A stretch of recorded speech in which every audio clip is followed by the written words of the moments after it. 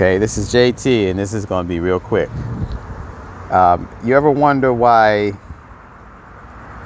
Jesus comes in 4 Gospels? Well, actually, without even explaining that, we can just explain and show how Jesus comes in 4 Gospels. Matthew, the book of Matthew is the account of Jesus or Yeshua as a king. Mark is the account of Yeshua as a servant. Luke is the account of Yeshua as the Son of Man.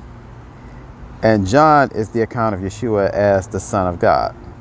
So this is why in the book of Matthew, you have his genealogy. It goes all the way back to Abraham, where it goes all the way back to Abraham. And in Luke, it goes all the way back to Adam, the first son of man, or the first son of God, Adam. And in John, it goes all the way back to his divinity as the Son of God. In the beginning, there was the Word, and the Word was with God, and the Word was God. But in Mark, there's no genealogy. Now, why is that? Because it doesn't matter where a servant comes from. Because when he said that in Deuteronomy, he said that he will circumcise the heart. That's Deuteronomy chapter 8. I will circumcise the heart. That means that's something that will be done in the future. And that prophecy is fulfilled, when it comes to Romans chapter 2:28 and 2:29, where he said, he that is a Jew is one inwardly, on the inside of the heart and of the spirit. And that is not after the manner of man, but after the manner of God. So that's where we see the heart circumcision fulfilled by Yeshua HaMashiach, who came to fulfill. That's what he said. I didn't come to destroy the law. I came to fulfill the law.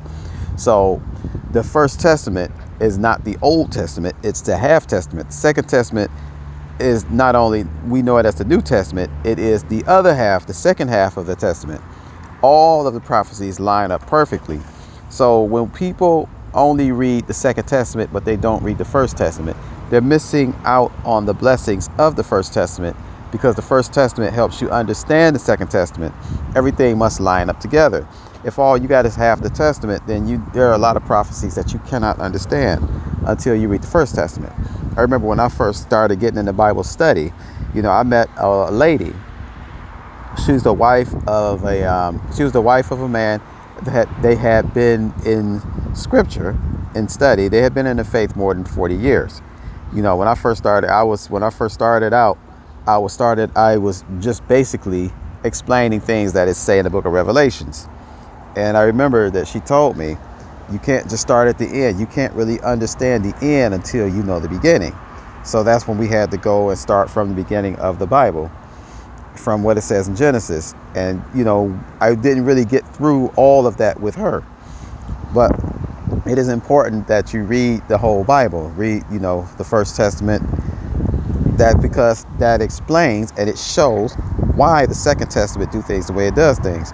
And if you miss out on that, then you miss out on being able to decipher whether or not doctrines that you hear out of the Second Testament are sound doctrine, because they have to line up with the First Testament. Okay, so this is JT.